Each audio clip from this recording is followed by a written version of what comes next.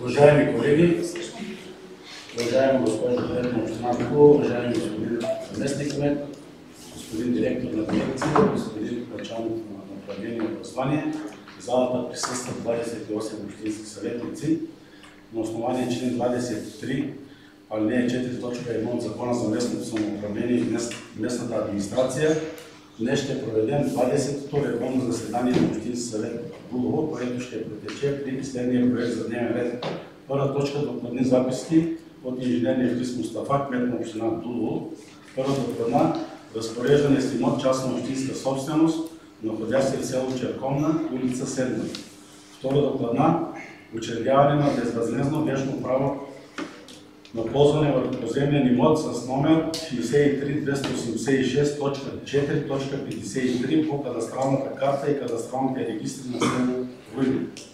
Трета докладна – учредяване на безвъзмездно вещно право на ползване върху част от поземлен имот с номер 57995.43.119 по кадастралната карта и кадастралните регистри на село Правда. И четвърта докладна – учредяване на безвъзмездно вещно право на ползване върху поземлен имот с номер 57995.100.10 по кадастралната карта и кадастралните регистри на село Правда. Имате ли въпроси или предложения относно проекта за дневен ред? Ако нямате, който е съгласен, така изчетения проект за дневен ред да бъде дневен ред на днешното заседание, моля да гласуваме. Против? Няма. Въздържали се? Няма. Благодаря ви, колеги. Преминаваме към първа точка. Докладни ред на Дулово. Заповядайте, госпожо. Добър ден, уважаеми господин председател, уважаеми съветници, уважаеми замкмети директори. Първа докладна – разпореждане с имот частна общинска собственост по кадастралната карта на село Черковна. Проявен е интерес към закупуване на поземлен имот 80738.501.37 по кадастралния план на село Черковна с площ от 1161 квадратни метра, ведно с отпочнатата сграда в строеж, бетонови основи, с застроена площ от 280 квадратни метра на етап кота 0, трайно предназначение на територията урбанизирана, начин на трайно ползване, ниско застрояване до 10 метра, при съседи описани тук, с акт за частна общинска собственост 1997 от 26.04.2024 година на община Дулово.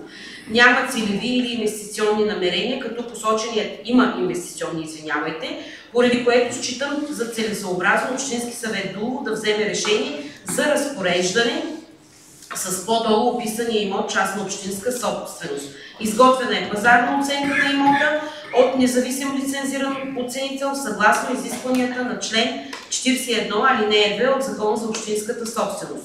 Предвид изложеното и на основание член 21 алинея 1 точка 8 от земя, член 35 алинея 1 от Закона за общинската собственост и член 29 алинея 1 от наредба 2, предлага на Общински съвет Дулово да вземе следното решение. Първо, актуализира годишната програма за управление и разпореждане с имоти общинска собственост за 25-та година, като я допълва със следния имот, частна общинска собственост, а именно поземлен имот 80 738.501.37 по кадастралния план в село Черковна с площ от 1161 квадратни метра в едно с отпочнатата сграда в строеж, бетонови основи, с застроена площ от 280 квадратни метра на етап кота 0. Трайно предназначение на територията, урбанизиран начин на трайно ползване, ниско жилищно застрояване до 10 метра. Така, да се извърши продажба чрез публичен явен търг на следния недвижим имот, който преди малко го прочетах, при пазарна цена в размер на 40 100, без ДДС, стъпка на наддаване 4010 лева и данъчна оценка в размер на 6863 лева и 80 стотинки. Трето, на основание член 41 алинея 2 от Закона за общинската собственост приема пазарна цена на имота, описан в точка 2. Точка 4 римско възлага на кмета на община Дулово да извърши съответните процедурни действия по разпореждане с имота. 5. Настоящо решение да бъде изпратено на кмета на община Дулово и областния управител на област Силистра в 7-дневен срок от приемането му. Настоящо решение подлежи на оспорване в 14-дневен срок по реда на АПК пред административен съд Силистра. Вчера по време на комисиите разбрахте кой е проявил интерес към имота. Продажбата ще бъде чрез явен търг. Благодаря ви, госпожо кмет. Колеги, само да напомня, становището на постоянната комисия по общинска собственост е положително, с 5 гласа за, против няма, въздържали се няма. Имате ли въпроси към кмета на общината? Нямате, който е за, моля да гласува. Против? Няма, въздържали се? Няма. Благодаря ви, колеги. Преминаваме към следващата втора точка. И ние ви благодарим. Следващата докладна втора е относно, те са 3 идентични докладни. Учредяване на възмездно право на ползване за устрояване на постоянен пчелин в землището на село Руйно за 10 години. В деловодството на Общинска администрация Дулово е постъпило заявление от Айлин Фехми Сали, жител на община Дулово, от село Руйно, улица 4, номер 51. Така, за учредяване право на ползване за устройване на постоянен пчелин в поземлен имот 63286.4.53 по кадастралната карта и кадастралния регистър на село Руйно с площ от 2461 квадратни метра. Трета категория, трайно предназначение пасище, номер на стар имот, тук са описани идентификатори на съседи и така нататък. В Закона за собствеността и ползването на земеделски земя, съгласно член 37 алинея 2 е цитирано, че за устройване на постоянни пчелини с над 10 броя пчелни семейства на собственици на пчелини, регистрирани по реда на член 8 от Закона за пчеларството, може да се учреди право на ползване върху пасища, мери и ливади от държавния или общинския поземлен фонд върху собствени маломерни имоти или части от тях. Правото на ползване се учредява без провеждане на търг по пазарни цени, определени от независим оценител. Така.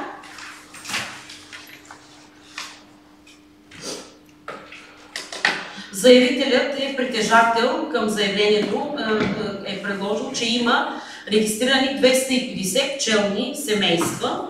На основание член 21, алинея 1, точка 8 от ЗМСМА, във връзка с член 39, алинея 3 от Закона за общинската собственост и във връзка с член 11, алинея 1 и алинея 2 от Закона за пчеларството и член 37п, алинея 1 и алинея 2 от Закона за собствеността, ползването на земеделски земи, предлага на Общински съвет Дулово да вземе следното решение.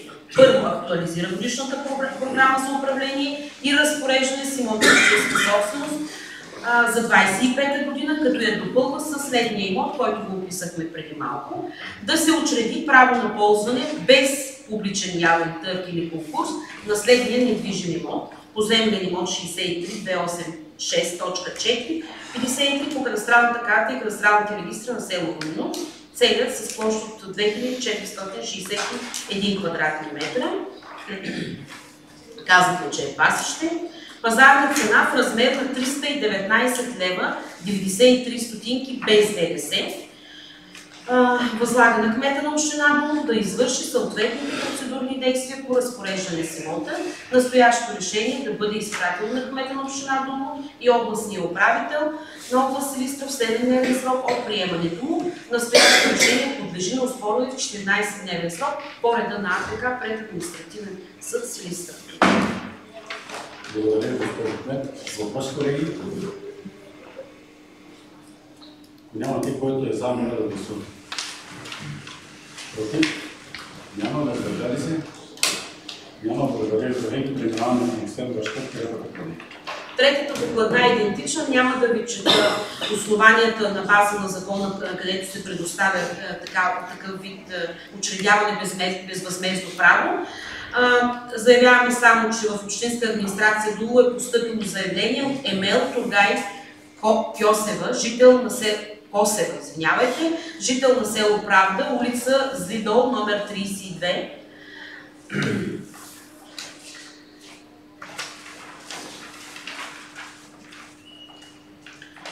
Където относно учредяване право на ползване за устройство на постоянен пчелин в горска местност, собственост на община Дулово, по силата на акт за публична общинска собственост, номер 6123 от 31.24 година. Така. Предвид горе изложеното и на основание член 21 алинея 1, точка 8 от ЗМСМА и във връзка с член 39 алинея 3 от Закона за общинската собственост, във връзка с член 11 алинея 1 и алинея 2 от Закона за пчеларството и във връзка с член 69 алинея 2, точка 3 и член 71 алинея 7 от Закона за горите и договор за учредяване безвъзмездно право на ползване под номер П 4139 от 2.4.24 предлага на Общински съвет да вземе следното решение. Първо, да актуализира годишната програма за управление и разпореждане с имоти частна общинска собственост за 25-та година, като е допълва със следния имот. Поземлен имот 57 995.43.119 по кадастралната карта и кадастралните регистри на село Правда. Тя е с голяма площ 2 165 541, трайно предназначение горска, начин на трайно ползване, широколистна гора, местонахождение на имота в село Правда, при съседи са описани тук, да се учреди безвъзмездно право, второ лицо е това, на ползване за разпореждане за постоянен пчелин на част от гореописания имот, а именно 1000 квадратни метра, 1 декар, от целия поземлен имот, който преди малко ви прочетах, за приема пропуснати ползи за година в размер на 130 лева без ДДС. Възлага на кмета на община Дулово да извърши съответните процедурни действия по разпореждане с имота. Четвърто, настоящо решение да бъде изпратено на кмета на община Дулово и на областния управител в 7-дневен срок. Решението подлежи на обжалване. Благодаря, госпожо кмет. Въпрос, колеги? Нямате, който е за, моля да гласува. Против? Няма. Въздържали се? Няма. Благодаря, колеги. Преминаваме към следващата четвърта доклад. Благодаря, господин председател. Четвърта докладна. Учредяване възмездно право на ползване за устройване на постоянен пчелин в землището на село Правда. Заявление подадено от Седим Бехчет Мехмедали от село Правда, улица Лудогорска, номер 27, за учредяване право на ползване върху 500 квадратни метра от земеделска земя от поземлен имот с идентификатор 57995.100.10, област Силистра, село Правда, местност Заград, вид на собствеността общинска частна, вид на територията земеделска, НТП-то е друг вид земеделска земя, категорията е четвърта и на общата площ на целия имот е 29 декара, 153 квадратни метра. Така, съгласно разпоредбите на законите, които преди малко четахме. Така, предвид по-горе изложените и на основание член 37, тук пак наново се прочита изцяло закона за общинската собственост, закона за пчеларството и на основание член 37, алинея 1 от закона за собствеността и ползване на земеделски земи във връзка с член 11, алинея 1 и алинея 2 от закона за пчеларството, във връзка с член 39, алинея 3 от закона за общинската собственост и договор за право на ползване с изходящ номер П 6632 от 4.7.22 година, вписан в службата по вписванията, изходящ номер 914 от 4.7.22 година, акт номер 96, том 4, предлага на Общински съвет Дулово да приеме следното решение. Първо римско, актуализира годишната програма за управление и разпореждане с имоти общинска собственост за 25-та година, като е допълва със следния имот частна общинска собственост. Поземлен имот с идентификатор 57995.100.10, област Силистра, община Дулово, село Правда, местност Заград. Вид на собствеността общинска частна, акт номер 5996 от 30.03.22 година, вид на територията земеделска, категория 4, НТП, друг вид земеделска площ с площ 29 153 квадратни метра. Дава, второ римско, дава съгласие за учредяване без търг или конкурс на възмездно право на ползване за срок от 10 години част от 500 квадратни метра върху имот с идентификатор, който преди малко ви изчетах. Така, с данъчна оценка за 500 квадратни метра целия имот в размер на 4 лева и 30 стотинки при пазарна годишна цена в размер на 75 лева без ДДС. Трето римско, възлага на кмета на общината да извърши всички последващи действия за сключване на договор за учредяване право на ползване при описаните условия. Четвърто римско, настоящо решение да бъде изпратено на кмета на община Дулово и областния управител на област Силистра в 7-дневен срок от приемането му. Настоящо решение подлежи на оспорване в 14-дневен срок по реда на АПК пред административен съд Силистра. Благодаря. Аз ви благодаря, госпожо Шумет. Въпрос, колеги? Нямате, който е за, моля да гласува. Няма, въздържали се? Няма, благодаря, колеги. Извън дневния ред, някой ако има някакви въпроси?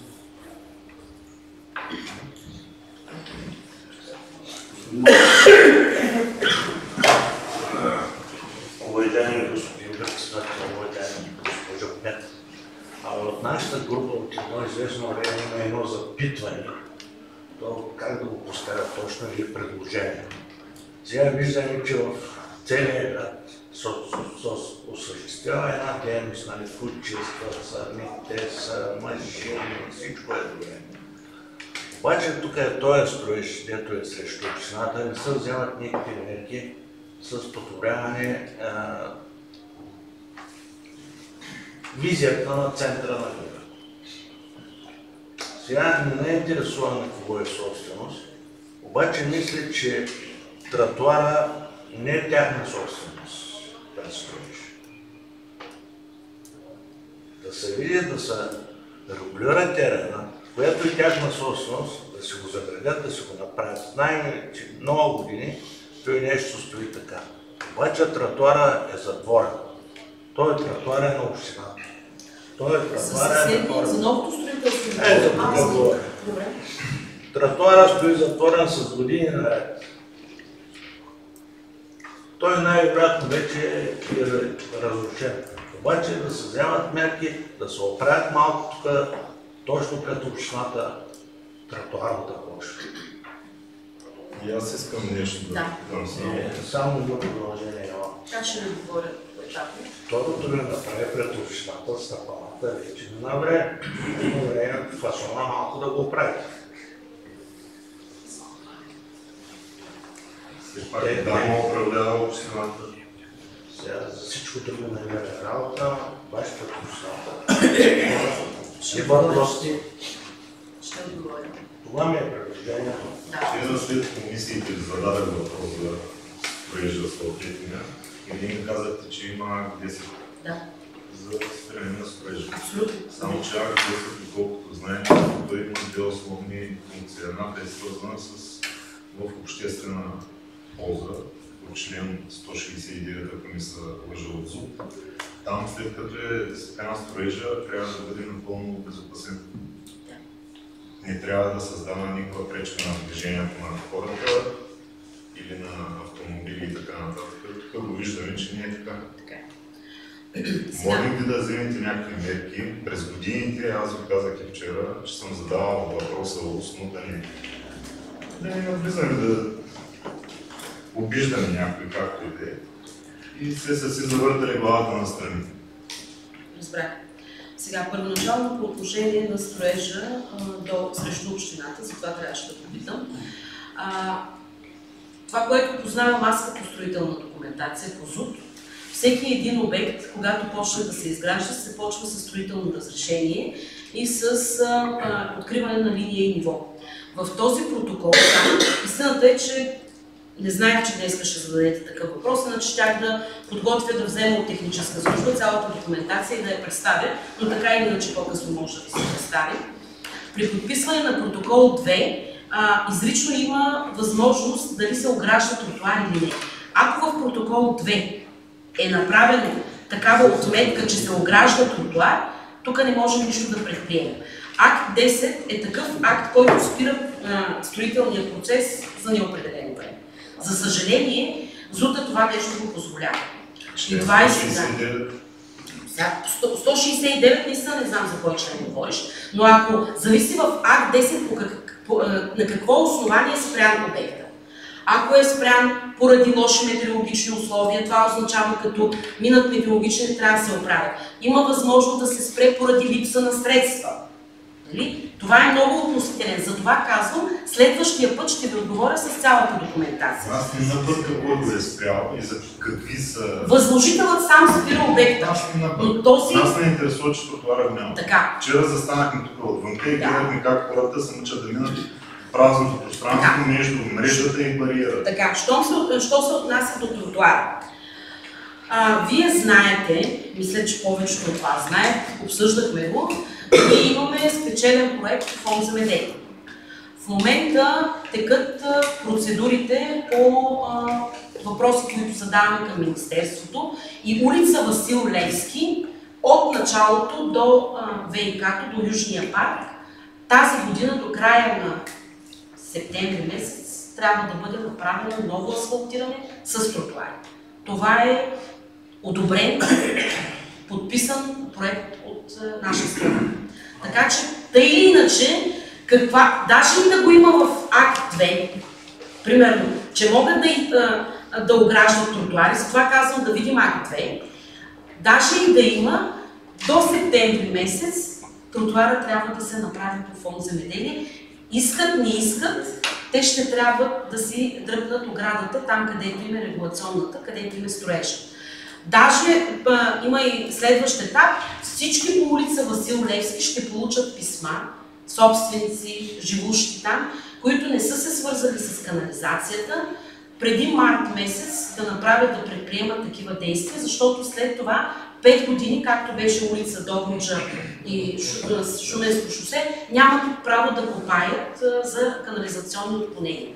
Така или иначе, това нещо ще трябва да стане до края на септември, улица Васил Левски да придобие вид с тротуари и с нов асфалт. Това е по Фонд Земеделие. Когато идват да мерят, как ще измерят през оградата? Те дойдоха да мерят. Мериха.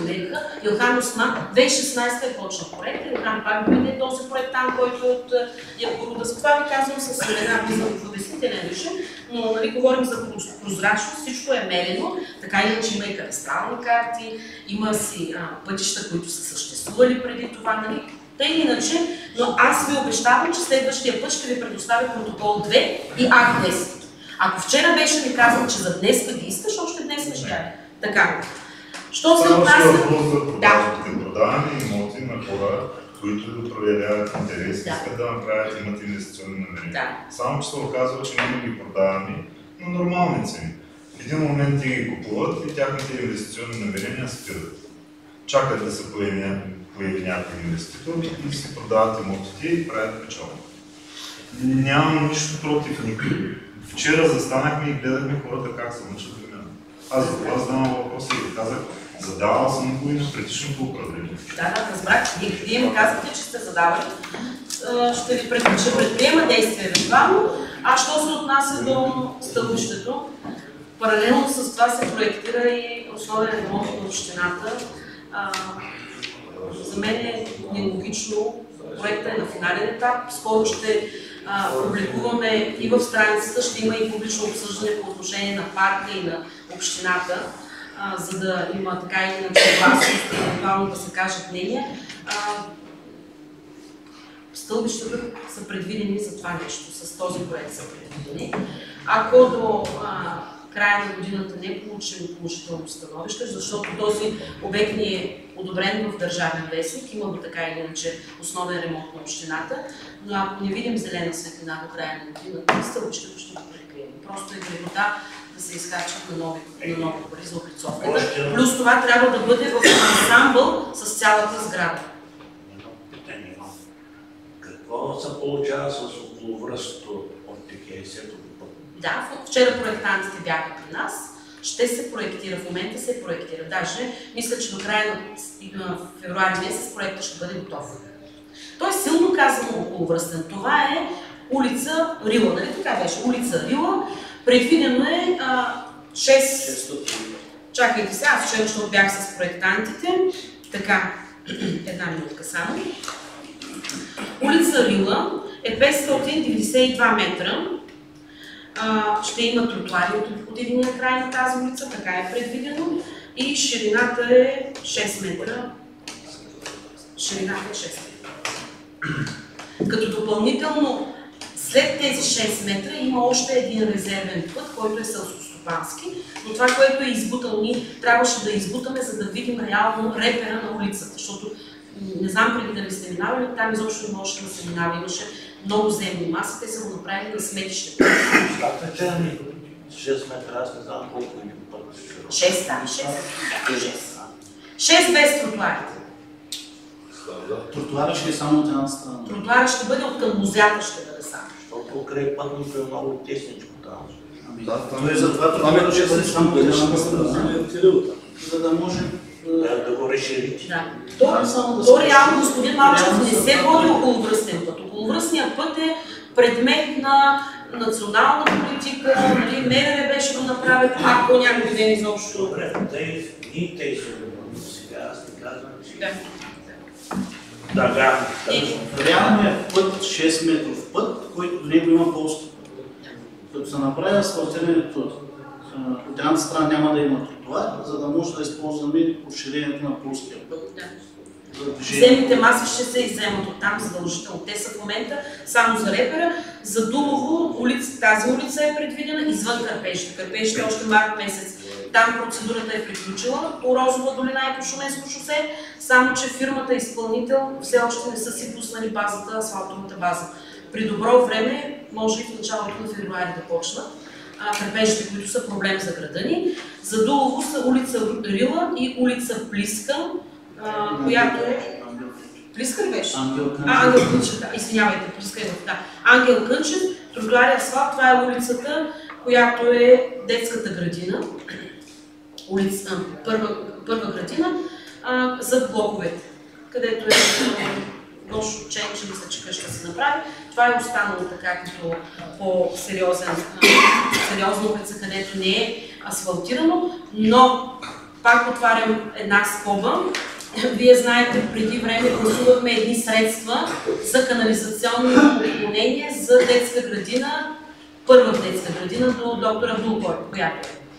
В момента в най-бързи темпове, защото за съжаление проект не е направен, в най-бързи темпове проектираме сградното канализационно отклонение на детската градина, за да не стане така, че да асфалтираме и после след това да режем за канал. Защото канал ще се свърже първата шахта някъде около къщата на Стойчева, бившата финансова директорка. Около нейната къща е първата шахта.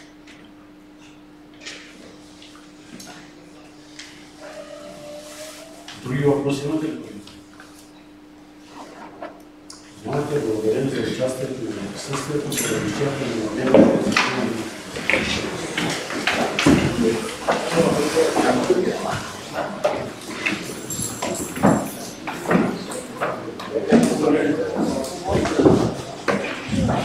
Членство 69 от ЗУТ, как следва.